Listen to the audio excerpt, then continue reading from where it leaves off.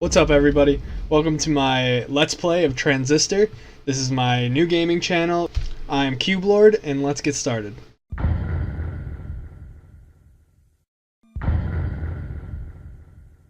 Alright, so just a little background. I did play through the first act or level or whatever to get to the first boss already.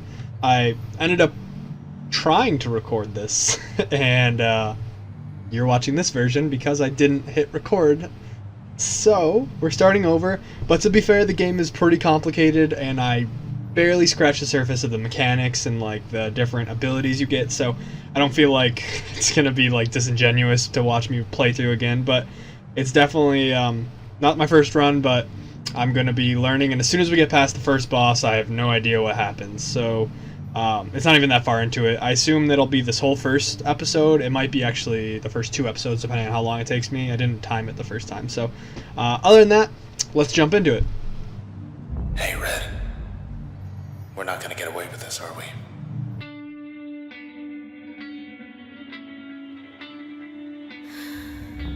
Come on, pull. Okay, so from what I've gathered from playing this game a little bit, There. this sword, Together again. the sword talks to you, Sort of. and I don't really understand why Well, or how, but that's all I know about the sword, really. I definitely am changing the controls a little bit. I play a lot of League of Legends, and this game kind of gives you the option to put it in more of a click movement game versus like a WASD game. And for me, that's 100% preferred just because I'm so used to playing League of Legends that this kind of third-person, bird's-eye view style, I don't know exactly what to call it, but it's definitely more preferred for me to play with a click versus the WASD, just more comfortable. So I'm just going to switch some of the controls around to work like that. You'll probably have to play around to figure out what each of these does. Because I did already play through the first little bit, I know exactly how I want these controls to be because I already did them once. So, alright, that looks about it. I'm just moving my right mouse button, and then your moves just go off W or QWER, and I have them on Instacast, so they will, as soon as I hit them, they'll just fire or go towards wherever my cursor is facing, depending on the abilities. Some of them, you'll see, some are like a point and click, some are you summon something. It's you'll see. It's there. I've only tried a handful of them too, so there could be way more things. So I'm not even gonna try to explain it. But let's do that. I think I got all the controls I like. We'll resume. So I'm just moving around with the right click, and then if I press Q, you'll see down here I use crash, and that's like a sword slam, and it does like a little bit of a line projectile. I don't know. And then the W is like a long range getting the hang of this. shoot. And all your moves have like a little bit of a, you have like an internal cooldown on all your moves after you do them. But you can also activate this turn-based thing that's extremely hard to explain. What a night. You're still in one piece. That's all that matters. But I will explain that when we get to that because I can't use it yet. Okay, yeah, that's pretty much it. Mechanics-wise to start. We don't really have any information on how to play any of this yet, or what we're doing here. Yikes. Found us already. They want you back, I bet. So I'm just shooting at this thing. Well, so do I. Very easy to kill. One Yeah. again. When you kill things in this game, they seem to drop those little cells, and if you don't collect them before they Nice. respawn, Okay, let's go. they come all the way back, Unmarked alley. which is East of the bay. extremely I know where annoying. we are. But it's not hard to pick them up. Usually they're like 10 seconds, so you usually don't have an issue picking them back up unless you're in the middle of a big fight or something. And all of these are like destroyable, or can be destroyed. I don't know what the word I'm looking for is, but you can destroy all these little squares and they regenerate and stuff.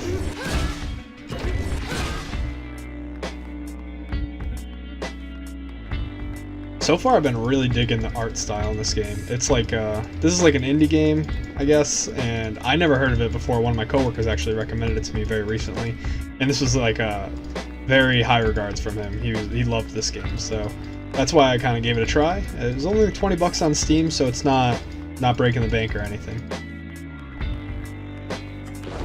More of these creeps. Look, don't fret. Just this is the turn-based thing I was telling you guys about. So you have this like ability to freeze time and predetermine your next few moves, which is like a really, really interesting mechanic. I've never played a game that's like a very active, like you don't have to use this turn-based system. I mean, I assume you would lose if you did, but you can do more of an active combat style and use this as like a safety feature, like save yourself, dodge damage kind of thing. Or I kind of just use it just to like do the max damage and clear rooms as fast as possible, because it seems like a lot of this game is you walk into a new square of the city or wherever the world or level you're on. I assume, so far I've only been in the city, so that's why I say city. So you walk into like a square of the city and you have to fight like a given number of these robots, I guess I want to call them. And so it's just in your best interest to move through the levels quickly. Not because you get benefits, just because you'll die the longer you stay there. They do a little bit more damage, and I still haven't died yet. I don't know like specifically what happens, but you'll see as we play what happens when you take damage and stuff. So let's move here, like it says, and then I'm gonna plan a move, which is Q, which is my crash ability, and the other one's called Breach, that long range one. And then I'm gonna move again, I guess, and then use Crash again. Oh no, it wants me to use Breach now, which is the long range projectile, which goes through things, so I believe I'm gonna hit this and this. Yep, so that's gonna kill that one. It gives you estimates of if it'll kill it or not. They do move after you get hit, so like, when I hit it with this first Breach right here, it's gonna move back a little bit, and I think that's what this thing like shows me. But anyway, so that's gonna move, and then when I shoot the thing, for example, if I hit this thing way over here somehow, I don't think you can, I would miss this next W. It would go over here and hit him, and not that one too. So just something to keep in mind. I'm definitely over explaining it.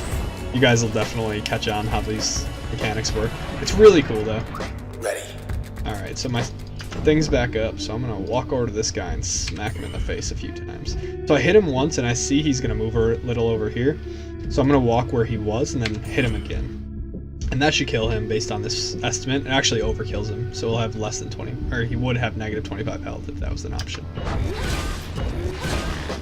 Cool. So I'm definitely being a little wordy and explaining the game right now, but it's super confusing if you're just watching. Or at least when I was watching it, I didn't really get what was going on. So I'm going to do that again. You can undo your moves in here, so like I could plan all this shit out and go over here and then just undo all that, which is really cool. I like that feature a lot. Now I want to let me move over here. I'm just gonna try to 3-hit that guy.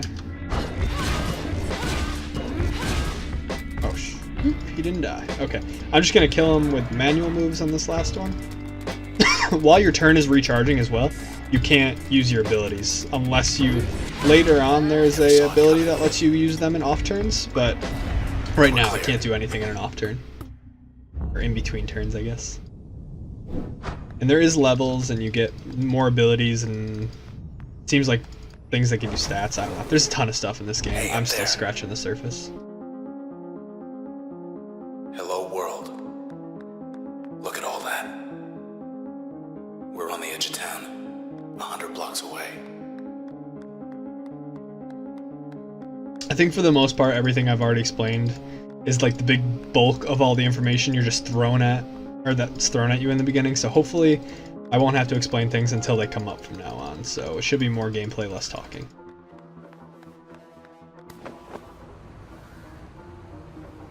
There's the empty set. Telescope. Still too close to it. We better get as far from there as possible. I wonder what the empty set is. They really shroud you in mystery in the beginning of this game. Come on. Block party up ahead. Here we go. So when you freeze time, sometimes if you see a new unit, it'll identify it for you. Just something to keep in mind in the future. So I'm going to try to move here and shoot a line projectile through all of them and kill those ones all in one hit. It looks like I'm not going to hit that one. I'll kill him after manually.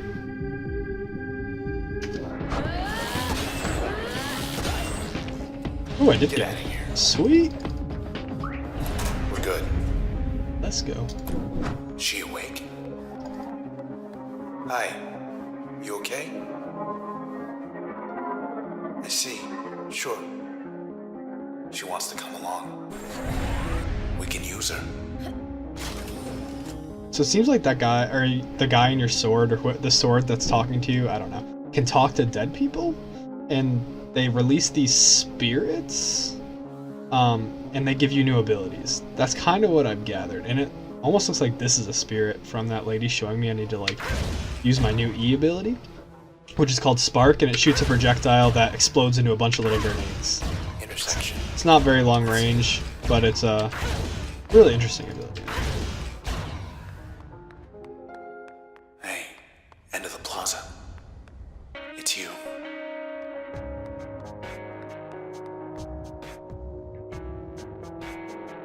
I'm so sorry, Red. They took your voice. I couldn't stop them. Well, we took something of theirs. Hey, let's just go.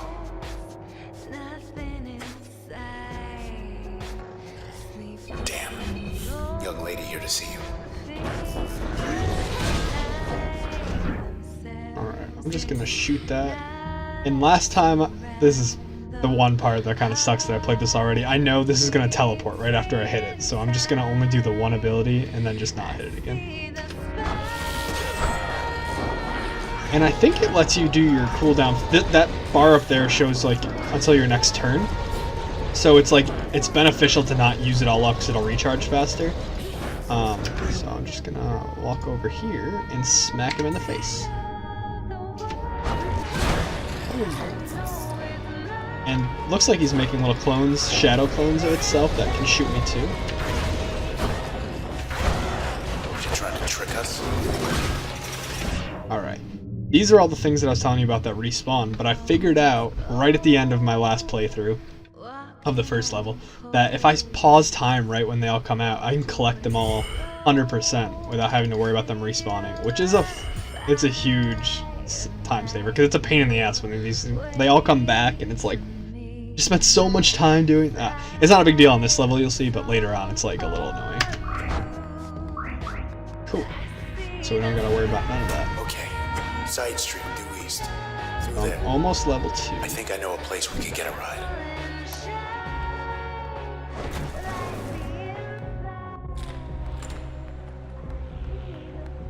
This didn't used to be here. Oh, and mentioning that poster on the wall, it seems like, you'll see more, but it seems like you were a famous singer or something and they took your voice or something. That's why she's not talking Wait a at sec. all. So I have to pause. Time. Activate on that one.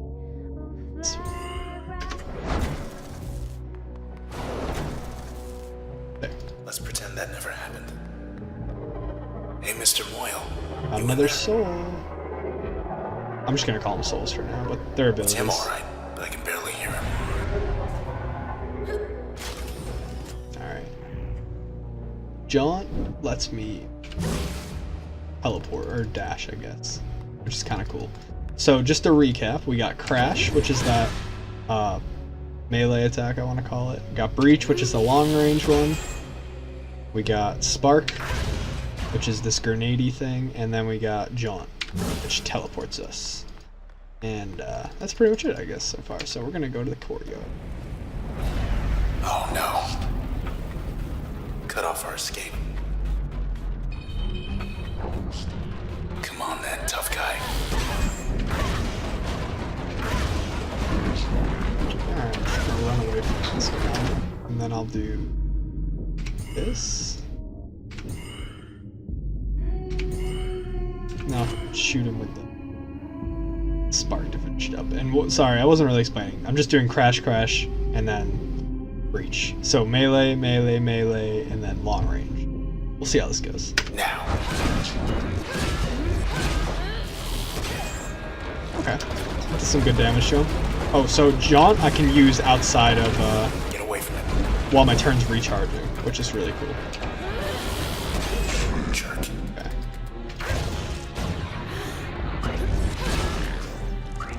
Back where they belong. And if anyone sees this first video and has a strong opinion about me doing more turns versus more like in combat fighting or vice versa, I could play however is like more pleasing to watch, I guess. So if you have an opinion, let me. So now I get to pick between my next ability, and this is one of the really cool things about this game is you kind of get to choose which kind of player you want to be, or at least it seems like it so far. This is like a stealth style ability. It lets me conceal myself, and this is like a chain ability. So like if it hits one thing, it bounces to another and another, and I assume it has a limited number of bounces. So, I'm gonna go with the bounce. See how that goes. But I do have all my ability slots full. Yeah, all of them are full. So okay, then you're in. You can you click on these access points, and they're also like your save points. So there'll be a bunch of them, but they let you manipulate your abilities so you can move them to different slots. And then you'll also see that under each ability, there's this empty slot.